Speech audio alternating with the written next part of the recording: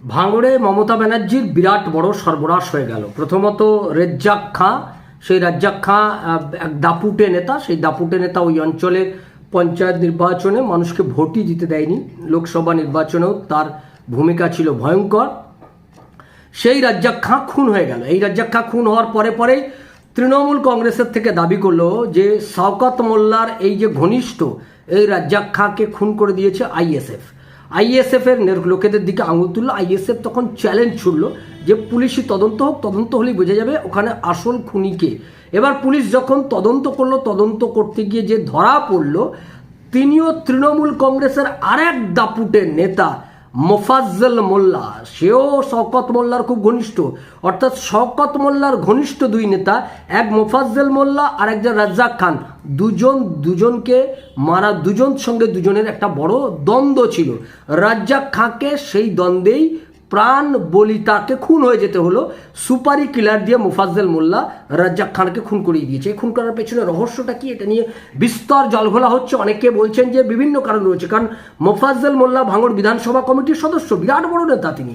ওই গোটা ভাঙড় অঞ্চলে তার দাপট যা এখন চলছে, বাকি নেতারা এখন সব সাইড লাইনে চলে গেছে। কাইজার টাইজার আরাবুল টারাবুল এখন আর তারা কেউ ভূমিকা নেই। এখন এই মোফাজ্জল আর এই রাজ্জাক খান, এরাই ছিল, এদের উত্থান ঘটছিল, এবং এই উত্থান ঘটছিল শওকত মোল্লার হাত ধরে।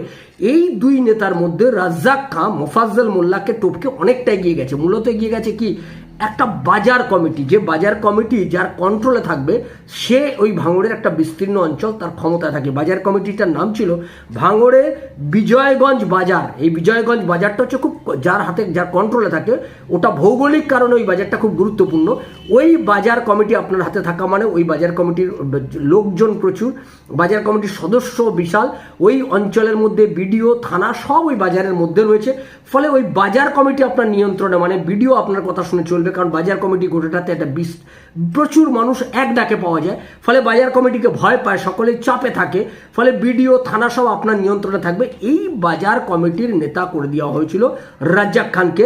ভাঙড় বিজয়গঞ্জ বাজার, যেটাতে মোফাজ্জল মোল্লা এতদিন এই বাজার কমিটির নেতৃত্বে ছিল, তাকে সরিয়ে রাজ্জাক খানকে নেওয়া, এবং রাজ্জাক খানের আরও অনেকগুলো জায়গায় তার দলীয় শক্তি বাড়ছিল। সেটাতে মোফাজ্জল মোল্লা বুঝতে পারে যে আগামী দিনে তার জায়গা রাজ্জাক খান কিন্তু দখল করে নেবে। ফলে সেখান থেকেই মনে করা হচ্ছে রাজ্জাক খানকে খুন করার জন্য সুপারি কিলার ভাড়া করেছে, এবং অব্যর্থভাবে একবারে গুলি চালিয়ে কুপিয়ে তাকে হত্যা করে দিয়েছে। অর্থাৎ যে টার্গেট করা হয়েছিল যে রাজ্জাক খান কোনোভাবে যেন বেঁচে না ফিরতে পারে, সেভাবেই তাকে হত্যা করা হয়েছে। এখন মোফাজ্জল মোল্লাকে পুলিশ গ্রেপ্তার করেছে।